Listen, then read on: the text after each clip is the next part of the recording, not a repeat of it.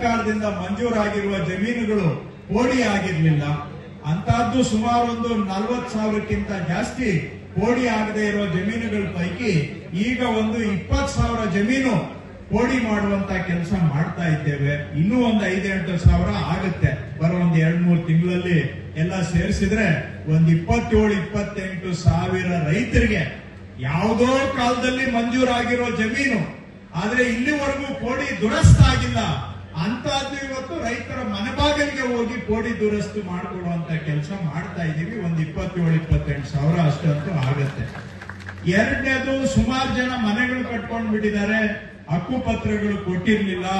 ಅಂತಹವ್ರನ್ನೆಲ್ಲ ಗುರುತಿಸಿ ಈಗ ಕಳೆದ 6 ತಿಂಗಳಿಂದ ತಾಲೂಕಲ್ಲೂ ಕೂಡ ಹುಡುಕಿಸಿ ಅಂತ ಎಷ್ಟು ವಸತಿ ಪ್ರದೇಶ ಅಂತ ಕರಿತೀವಿ, ನಿಮ್ ಪ್ರಕಾರ ಅದು ಊರಿದೆ, ಆದ್ರೆ ದಾಖಲೆಯಲ್ಲಿ ಊರು ಅಂತ ಇಲ್ಲ, ಆ ಮನೆಗೆ ಹಕ್ಕುಪತ್ರನೂ ಇಲ್ಲ. ಅಂತವುಗಳು ಸುಮಾರು ಒಂದು 260 ಅಥವಾ ಇನ್ನೂ ಹೆಚ್ಚು ವಸತಿ ಪ್ರದೇಶಗಳನ್ನ ಗುರುತಿಸಿದ್ದೇವೆ. ಈಗ 700 ದಾಟಿದೆ. ಈಗ ಎಲ್ಲಾನು ಮಾಡಕ್ಕಾಗುತ್ತೆ ಇಲ್ವೋ ಗೊತ್ತಿಲ್ಲ, ಬಟ್ ಒಂದು 700 ಏನು ಅಲ್ಲಿ ಜನ ಮನೆ ಕಟ್ಕೊಂಡು ವಾಸ ಮಾಡ್ತಾ ಇದ್ದಾರೆ, ಆದ್ರೆ ಮನೆಗಳಿಗೆ ಹಕ್ಕುಪತ್ರ ಇಲ್ಲ. ಅಂತದ್ದು 700 ಊರುಗಳನ್ನ ಗುರುತಿಸಿದ್ದೇವೆ. ಎಷ್ಟು ಜನ ಆಗ್ಬೋದು ಅಲ್ಲಿ ವಾಸ ಮಾಡ್ತಾ ಇರೋರು? 29,000 ಸಂಸಾರಗಳು ವಾಸ ಮಾಡ್ತಾ ಇದ್ದಾರೆ. ಅವ್ರ ಮನೆಗಳಿಗೆ ಹಕ್ಕುಪತ್ರ ಇಲ್ಲ. ಈಗ ಅವೆಲ್ಲಾನು ಜಿಲ್ಲೆಯಲ್ಲಿ ಮೂಲೆ ಮೂಲೆಯಲ್ಲೂ ಹುಡುಕಿಸಿ ಈ 29,000 ಕುಟುಂಬಗಳದ್ದು ಅವರಿಗೆ ಹಕ್ಕುಪತ್ರ ಕೊಡಬೇಕು ಅಂತೇಳಿ ಈಗ ಅದನ್ನ ಗುರುತಿಸಿದೀವಿ. ಹಕ್ಕುಪತ್ರ ಕೊಡೋದಕ್ಕೆ ಮುಂದಿನ ವರ್ಷ ಆಗುತ್ತೆ. ಯಾಕೆ ಅಂತ ಹೇಳಿದ್ರೆ ಈ ಸೆನ್ಸಸ್ ಕೆಲಸ ಆರಂಭ ಆಗಿದೆ. ಸೆನ್ಸಸ್ ಕೆಲಸ ನಡೆಯುವಾಗ ನಾವು ಹಕ್ಕುಪತ್ರ ಕೊಡಕ್ಕೆ ಬರೋದಿಲ್ಲ. ಯಾಕಂದ್ರೆ ಹೊಸ ಊರು ಅಂತ ನಾವು ಘೋಷಣೆ ಮಾಡಕ್ಕಾಗಲ್ಲ, ಘೋಷಣೆ ಮಾಡದೆ ಹಕ್ಕುಪತ್ರ ಕೊಡಕ್ಕಾಗಲ್ಲ. ಸೆನ್ಸಸ್ ಮುಗಿಯೋದು ಮುಂದಿನ ವರ್ಷ ಜೂನ್ ತಿಂಗಳಿಗೆ ಮುಗೀತದೆ. ಆ ಮುಗಿದ ತಕ್ಷಣ ಅವ್ರಿಗೆಲ್ಲರಿಗೂ ಹಕ್ಕುಪತ್ರ 29,000ದಲ್ಲಿ ಎಲ್ಲಾರು ಎಲಿಜಿಬಲ್ ಆಗ್ತಾರೆ ಗೊತ್ತಿಲ್ಲ ನನ್ಗೆ, ಆದ್ರೆ ಒಂದು 70% ಅಂದ್ರೂ ಕೂಡ ಒಂದು 20,000-25,000 ಸಾವಿರ ಕುಟುಂಬಗಳಿಗೆ ಹಕ್ಕುಪತ್ರ ಕೊಡೋದಕ್ಕೆ ಎಲ್ಲ ತಯಾರಿಯನ್ನ ನಾವು ಮಾಡ್ಕೊಳ್ತಾ ಇದ್ದೀವಿ. ಇವು ಜಿಲ್ಲೆಯಲ್ಲಿರುವಂತಹ ಪ್ರಮುಖ ಸಮಸ್ಯೆಗಳು.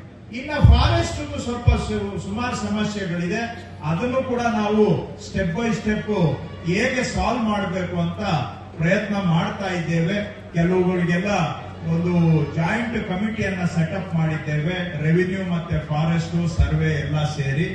ಆಮೇಲೆ ಇನ್ನೂ ಕೆಲವು ಪ್ರಕರಣಗಳಿಗೆ SIT ಅಂದ್ರೆ ಸ್ಪೆಷಲ್ ಇನ್ವೆಸ್ಟಿಗೇಷನ್ ಟೀಮ್ ಅನ್ನು ಕೂಡ ಸೆಟಪ್ ಮಾಡಿ ಎಲ್ಲೆಲ್ಲಿ ರೈತರಿಗೆ ಪರಿಹಾರ ಕೊಡಬಹುದು ಈ ಫಾರೆಸ್ಟ್ ಸಮಸ್ಯೆ ಇರೋ ಕಡೆ ಅಂತ ಅದನ್ನೂ ಮಾಡ್ತಾ ಇದ್ದೀವಿ.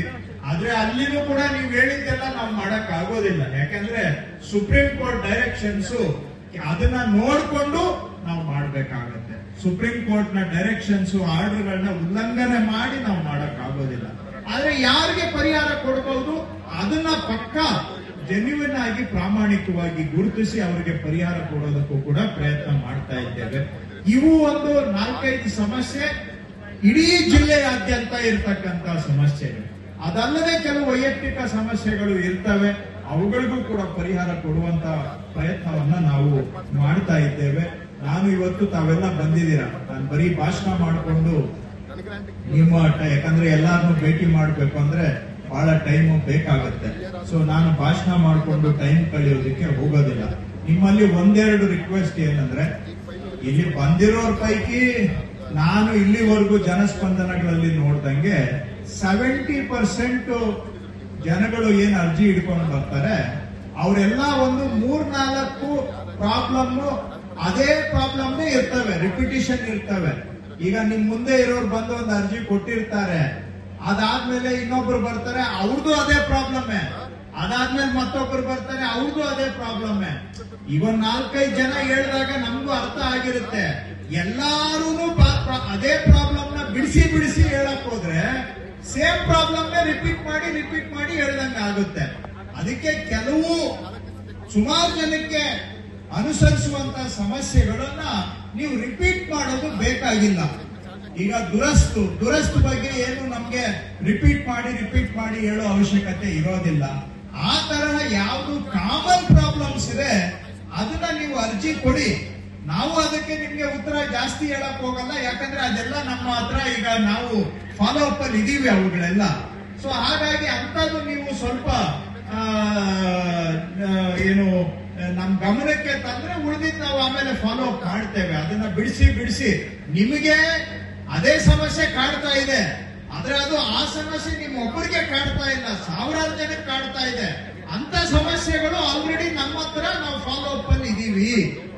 ಅದಕ್ಕೋಸ್ಕರ ಅದನ್ನ ರಿಪೀಟ್ ಮಾಡಿ ಹೇಳೋ ಅವಶ್ಯಕತೆ ಇರೋದಿಲ್ಲ ಅನ್ನೋದು ಒಂದು ಗಮನ.